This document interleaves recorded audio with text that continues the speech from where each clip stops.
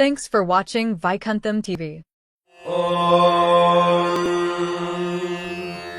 गणानाम् त्वा गणपतिगुम् हवामहे कविम् कवीनामुपमश्रवस्तमम् ज्येष्ठराजम् ब्रह्मणाम् ब्रह्मणस्पत आनः शृण्वन्नोतिभिः सीदसादनम् महागणपतये नमः।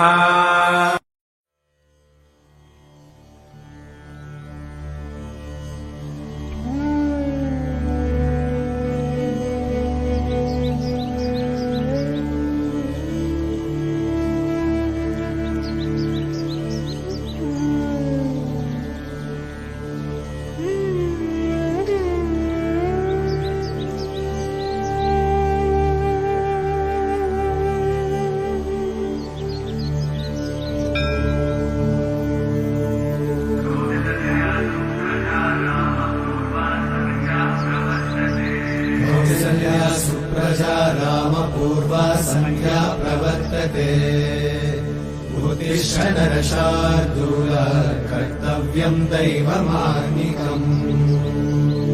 कौसल्या सुप्रजा रामपूर्वा संख्या प्रवर्तते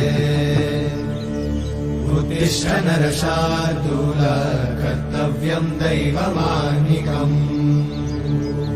उत्तिष्ठोत्तिष्ठ गोविन्द उत्तिष्ठ गरुडध्वज उत्तिष्ठ कमलाकान्त त्रैलोक्यम् मङ्गलम् कुरु।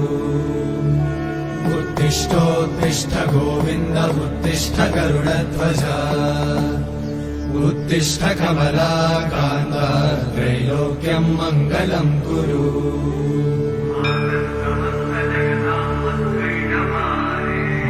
समस्त जगताम् मधुकैटभारे वक्षो विहारी मनोहर दिव्यमूर्ते श्रीस्वामि निश्चित जनप्रिय दानशीले श्रीवेङ्कटेश दयिते तव सुप्रभातम्। तव सुप्रभातमरविन्दलोचने भवतु प्रसन्नमुखचन्द्रमण्डले विधिशङ्करेन्द्रवनिताभिरचिते वृषशैलनाथ दयिते दयानिधे। अत्यादिसप्तऋषयः समुपास्य सन्ध्या आकाशसिन्धुकमलानि मनोहराणि आदाय पादयुगमर्चयितुम् प्रपन्ना शेषाद्रिशेखर विभो तव सुप्रभातम्।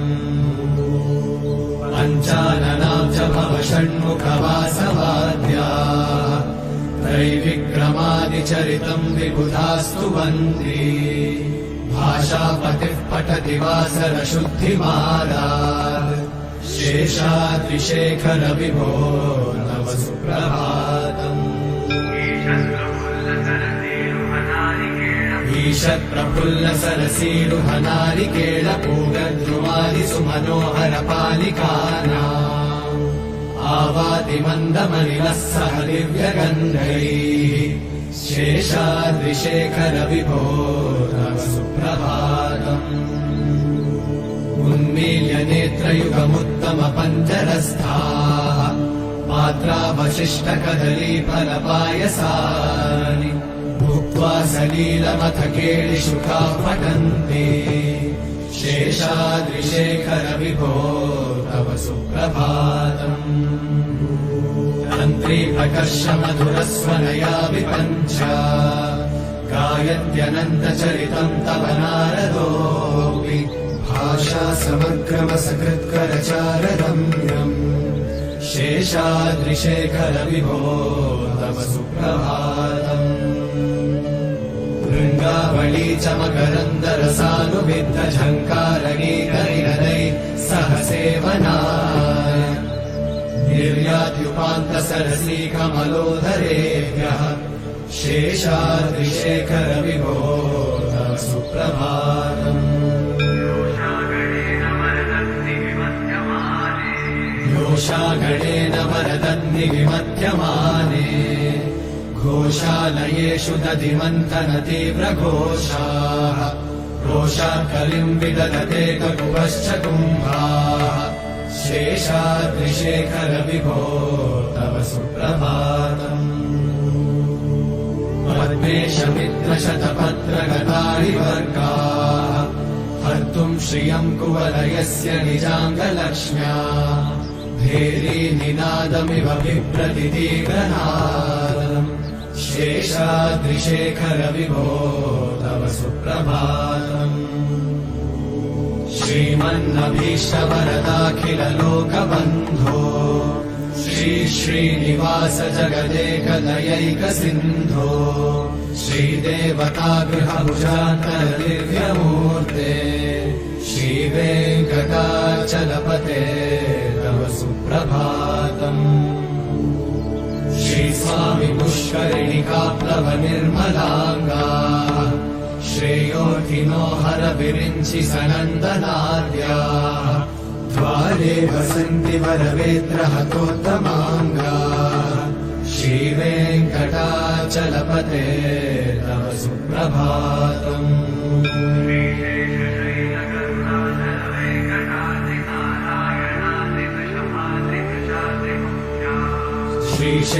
श्रीशेषशैलगरुडाचल वेङ्कटाद्रिनारायणाद्रिवृषभाद्रिवृषाद्रिमुख्या आख्याम् त्वदीयवसतेरनिशम् वदन्ति श्रीवेङ्कटाचलपते तव सुप्रभातम् सेवा पराशिव सुरेश कृशानुधर्म रक्षोऽम्बुनाथ पवमानधनाधिनाथा अर्धाञ्जलिम् प्रविलसन्निज शीर्षदेशाः श्रीवेङ्कटाचलपते तव सुप्रभातम् धाटीषु ते विहगराज मृगाधिराज नागाधिराज गजराज हयाधिराजाः स्वस्वाधिकारमहिमाधिकमर्थयन्ते श्रीवेङ्कटाचलपते तव सुप्रभातम् सूर्येन्दुभौमबुधवाक्पतिकाव्यशौरि स्वर्भानुकेतुदिविशत्परिषत्प्रधानाः वर्धा सदा सचरमावधिदा सदा सा श्रीवेङ्कटाचलपते तव सुप्रभातम् त्वत्पादधूलिभरितस्फुरितोत्तमाङ्गाः स्वर्गापवर्गनिरपेक्ष निजान्तरङ्गाः कल्पागमाकलनयाकुलताम् लभन्ते श्रीवेङ्कटाचलपते तव सुप्रभातम्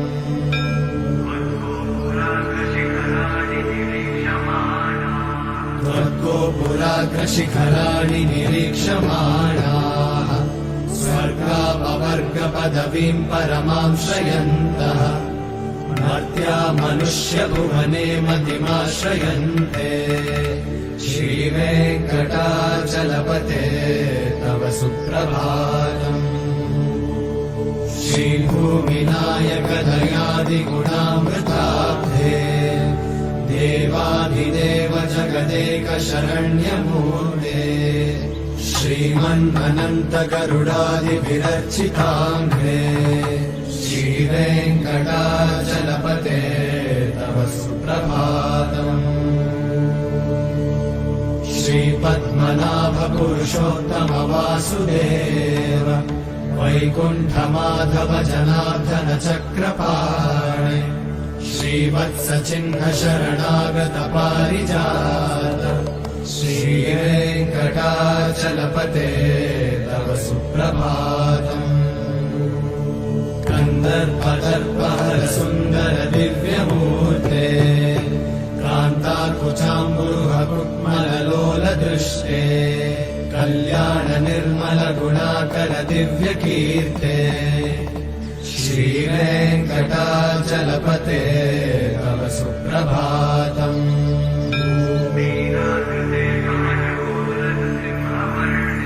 मीनाकृते कमठगोलनृसिंहवर्णिन् स्वामिन् परश शाश्वत तपोधन रामचन्द्र शेषांश रामयतु नन्दन कल्किरूपा श्रीवेङ्कटाचलपते तव सुप्रभातम्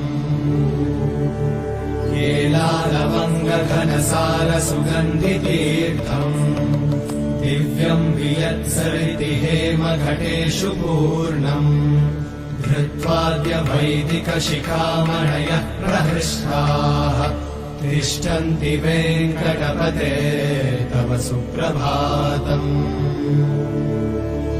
भास्वानुदेति विकटानि सरोरुहाणि सम्पूरयन्ति निनदैककुपो विहङ्गाः श्रीवैष्णवाः सततमर्थितमङ्गलास्ते धामाश्रयन्ति तव वेङ्कटसुप्रभातम् ब्रह्मादयः सुरवराः समहर्षयस्ते सन्तः सनन्दनमुखास्त्वत योगिवर्याः धामान्तिके तव हि मङ्गलवस्तु हस्ताः श्रीवेङ्कटाचलपते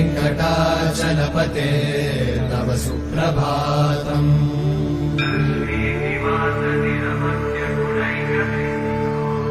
लक्ष्मीनिवास निरवद्य गुणैकसिन्धो संसारसागर समुत्तरणैकसेतो वेदान्तवेद्य निज वैभव भक्तभोग्य श्रीवेङ्कटाचलपते तव सुप्रभातम् लक्ष्मीनिवास निरवद्य गुणैकसिन्धो संसारसागर समुत्तरणैकसेतो वेदान्तवेद्य निज वैभव भक्तभोग्य श्रीवेङ्कटाचलपते तव सुप्रभातम्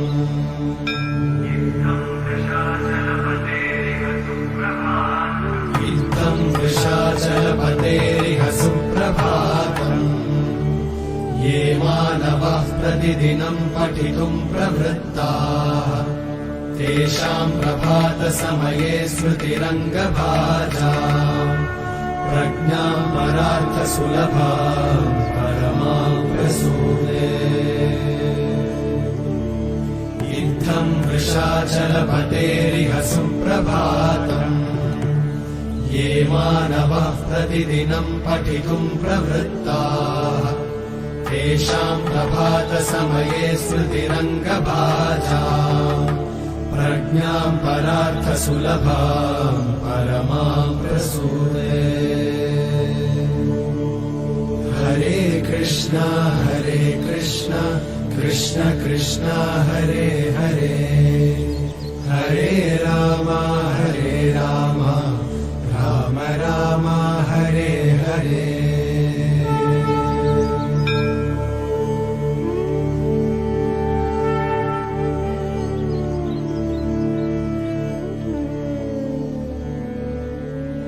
Thanks for watching Vaikuntham TV.